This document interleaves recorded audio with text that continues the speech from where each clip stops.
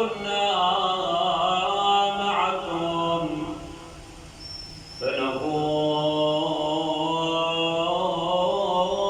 والله فوزا عظيما. سلام الله عليك يا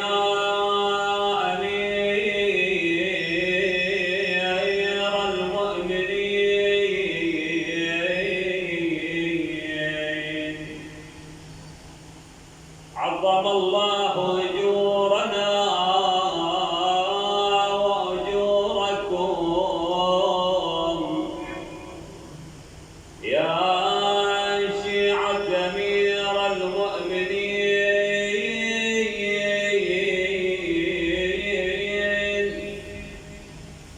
بمصايب سيدنا ومولانا وشفيعنا أبا الحسن والحسين. لبس الإسلام أبراد السواد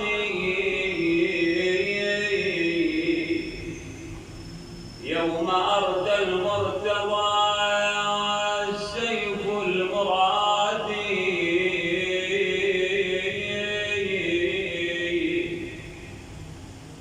ليلة ما أصبحت إلا وقعت غلب الغي على أمر الرشاد.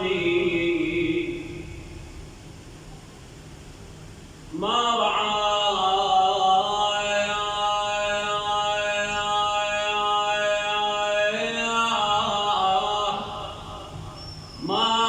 الغادر شهر الله في حجة الله على كل العباد. قتلوه وهو في محرابه، قتلوه وهو في محرابه طاوي الأحشاء من ماء وزاد. فبكته الأنس والجن معا وطيور الجوامع وحوش البوادي.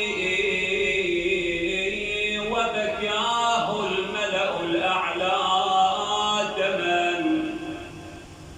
وغدا جبريل بالويل ينادي. هدمت والله أركان الهدى، هدمت والله أركان الهدى حيث لا من منذر فينا ولا هادي.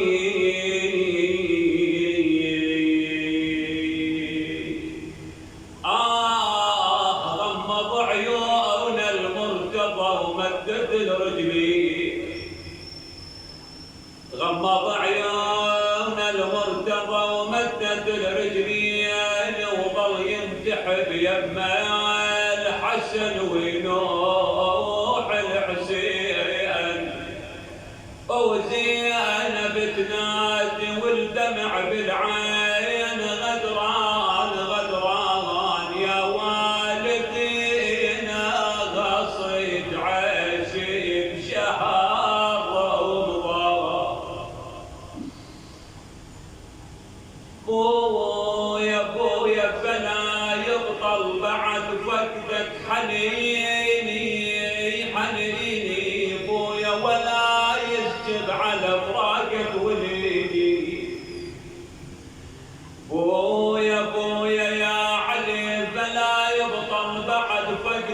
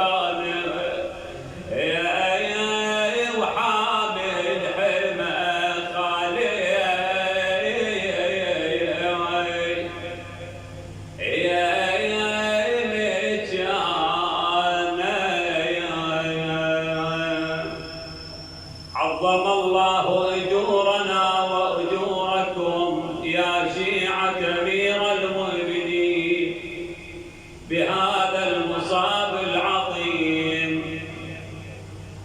قال الراوي: وأجمعوا له أطباء الكوفة، ومن جملتهم أثير بن عمر بن هاني السكوني، فلما نظر إلى جرح رأس الإمام طلب رئة شاة حارة، فاستخرج منها عرقا ووضعه في جرح الإمام، ثم استخرجه وإذا عليه بياض الدماغ، فقال: يا أمير المؤمنين، اعهد عهدك واوصي وصيتك، فإن عدو الله قد وصلت ضربته إلى أم رأسه، والناس تنادي: أيوا إماما وعليا، وكأني بالعقيل عليه السلام نادى: يا حسين والدنا وذخرنا، جرح الطبيب ايش قال عنه حين سمع من هالمجنة، هل دمعته وظهرته حنه. قال محمد بن الحنفية: لما كانت ليلة 21 جمع أبي أولاده وأهل بيته وودعهم، ثم قال لهم: الله خليفتي عليكم، وهو حسبي ونعم الوكيل، وأوصاهم بلزوم الإيمان، وتزايد ولوج السم في جسده المبارك حتى نظرنا إلى قدميه وقد احمرتا جميعا، فكبر ذلك علينا وأيسنا منه، ثم عرضنا عليه المأكول والمشروب فأبى أن يشرب، فنظرنا إلى شفتيه تختلجان بذكر الله، ثم نادى أولاده كلهم بأسمائهم واحدا بعد واحد، وجعل يودعهم وهم يبكون، وكأني بالعقيل عليه السلام تنادي: يا حسين أخويا شلون أبونا، الليلة أشوف انخطف لونه، لو أنكم يا أخوتي تجعلونه، وجرحي براسه تشدونه، ويا بهداي بس لا تلجمونه. فقال الحسن: ما دعاك إلى هذا؟ فقال الحسن عليه السلام: ما دعاك إلى هذا؟ فقال: يا بني، إني رأيت جدك رسول الله صلى الله عليه وآله في منامي قبل هذه الكائنة بليلة، فشكوت إليه ما أنا فيه من الأذى من هذه الأمة، فقال لي: ادع عليهم. فقلت: اللهم ابدلهم بي شرا مني وابدلني بهم خيرا منهم. فقال لي رسول الله: قد استجاب الله دعاك، سينقلك إلينا بعد 3، وقد مضت 3. يا أبا محمد، أوصيك بأبي عبد الله خيرا، فأنتما مني وأنا منكما. ثم قال: أحسن الله لكم لكم العزاء، ألا وإني منصرف عنكم وراحل في ليلتي هذه، ولاحق بحبيبي رسول الله كما وعدني.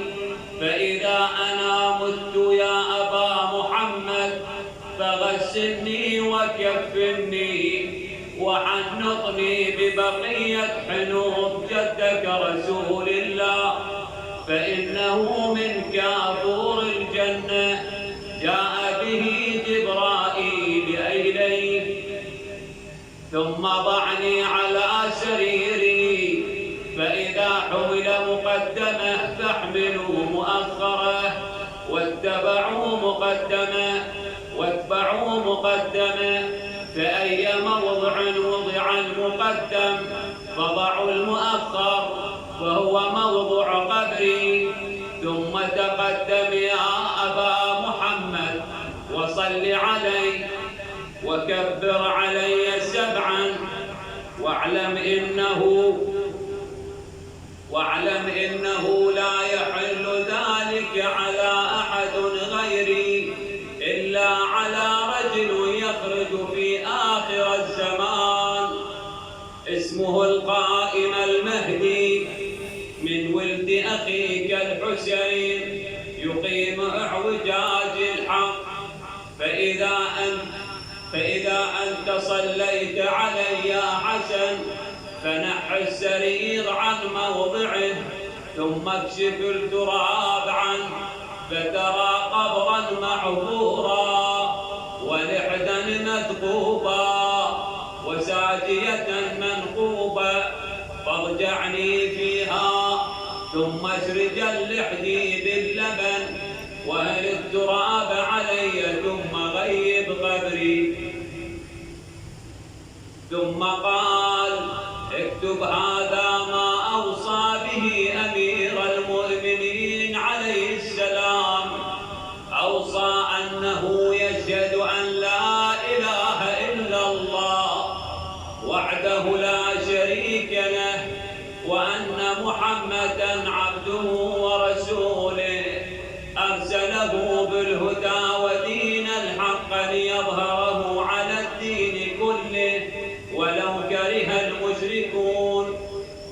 إن صلاتي ونسكي ومحياي ومماتي لله رب العالمين لا شريك له، وبذلك أمرت وأنا أول المسلمين. أوصيكما بتقوى الله وأن لا تبغي الدنيا وإن بغتكما، ولا تأسفا على شيء منها، وقولا بالحق واعملا للأجر، وكونا للظالم خصما وللمظلوم عونا. أوصيكم وجميع ولدي وأهل بيتي ومن بلغهم كتابي هذا من المؤمنين بتقوى الله ربكم، ولا تموتن إلا وأنتم مسلمون، واعتصموا بحبل الله جميعا ولا تفرقوا، واذكروا نعمة الله عليكم إذ كنتم أعداء فألف بين قلوبكم.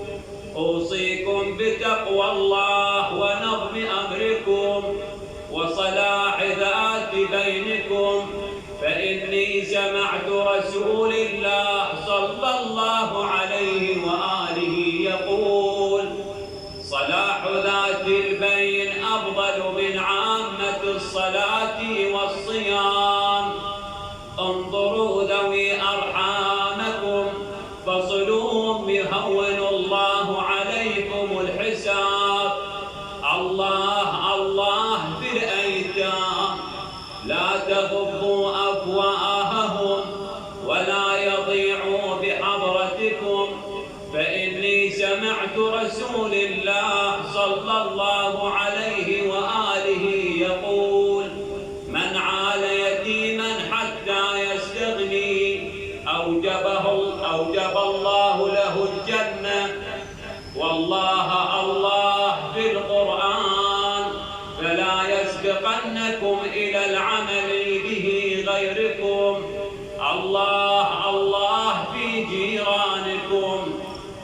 فإنه وصية نبيكم ما زال يوصي بهم حتى ظننا أنه سيورثهم. الله الله في بيت ربكم فلا يخلن منكم ما بقيتم.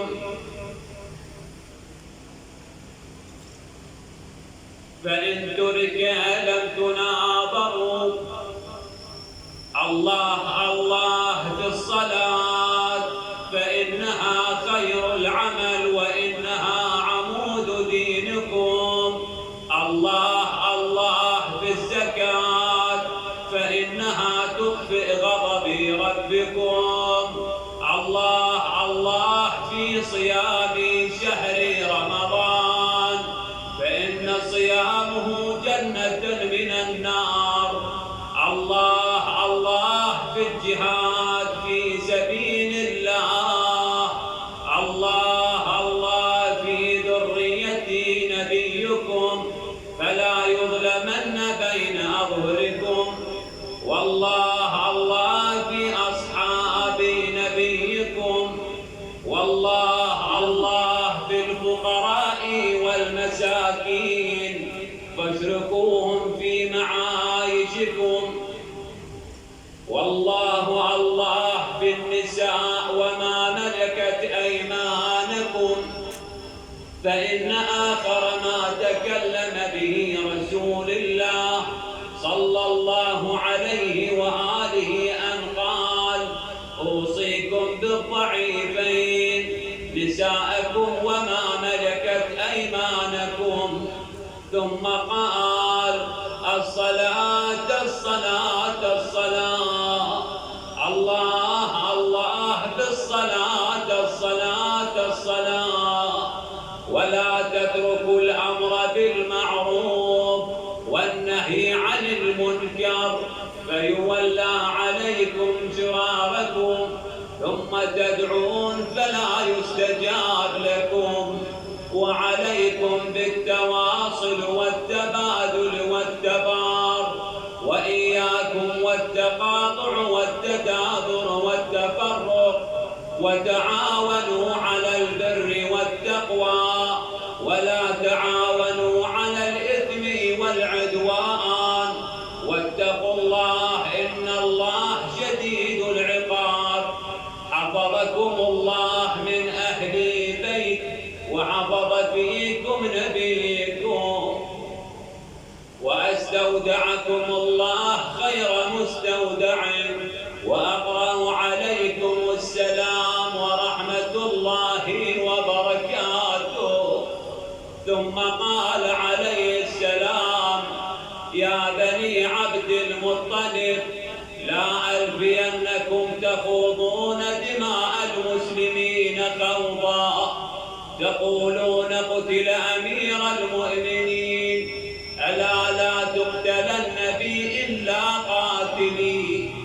انظروا إذا أنا مت من ضربتي هذه فاضربوه ضربة بضربة ولا يمثل بالرجل.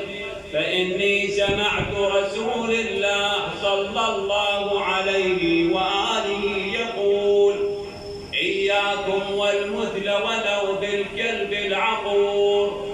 ثم عرق جبين الإمام عليه السلام فجعل يمسحه بيده. فقالت ابنته زينب: يا أبا أراك تمسح جبينه. قال: يا بني سمعت جدك رسول الله صلى الله عليه وآله يقول: إن المؤمن إذا نزل به الموت ودنت وفاته عرق جبينه وسكن أنينه. عليه طاح البنات بلطم وابنه واللي معانا يا ويلي ياخذ الروح.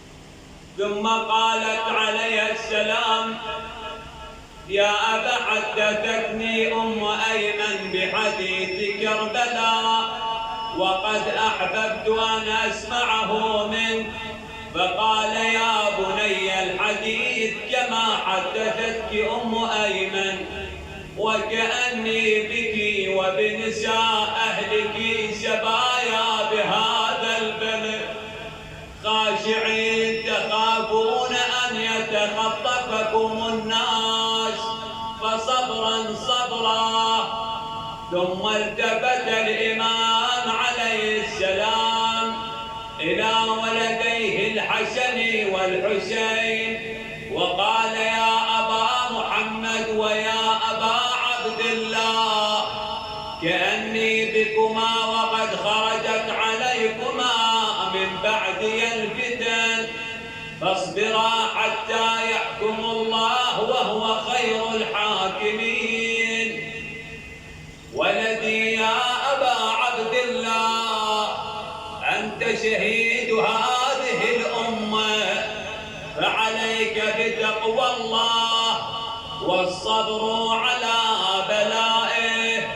ثم جعل الإمام ينظر إلى أولاده ولدا ولدا، ثم نادى ولدي عباس، ولدي عباس، هذه زينب أمانتي عندك ووديعتي عندك. يقولون وضع الإمام يد العباس بيد زينب، ثم أغمي عليه وأفاق وقال هذا رسول الله وعمي حمزة وأخي جعفر وأصحاب رسول الله كلهم يقولون عجل قدومك علينا فإنا إليك مشتاقون، فإنا إليك مشتاقون. ثم أدار عينه في أهل بيته كلهم وقال أستودعكم الله جميعا، سددكم الله جميعا، خليفتي عليكم الله وكفى بالله خليفة. ثم قال وعليكم السلام يا رسل ربي. ثم قال لمثل هذا فليعمل العاملون، إن الله مع الذين اتقوا والذين هم محسنون. وما زال الإمام يذكر الله ويتشهد الشهادتين، ثم استقبل القبلة وغمض عينيه ومدد رجليه وأسفل يديه وقال أشهد أن لا إله إلا الله وحده لا شريك له، وأشهد أن محمدا عبده ورسوله. ثم قضى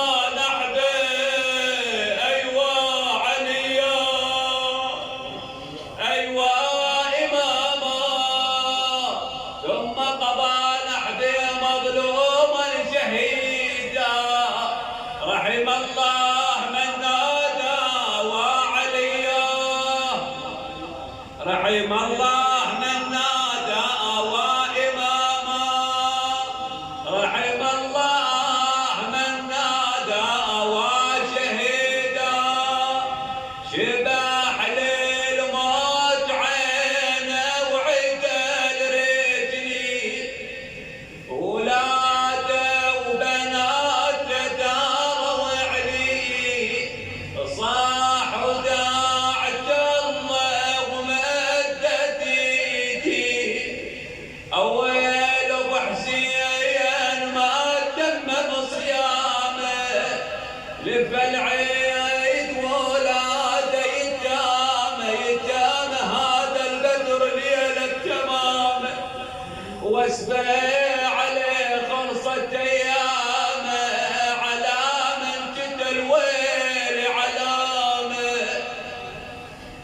وعند ذلك صرخت زينب بنت علي وأم كلثوم وجميع نسائه، وقد شققنا الجيوب ولطمنا الخدود وارتفعت الصيحة، والتفت العقيلة زينب إلى إخوتها تقلهم يا خوت يا خوت راح أبوكم، يا خوت راح أبوكم، عزكم راح يا ويلي عليكم، وخلافة يا خوت شلون بيكم كهف هاي الأرامل والمساكين، يا كهف الأرامل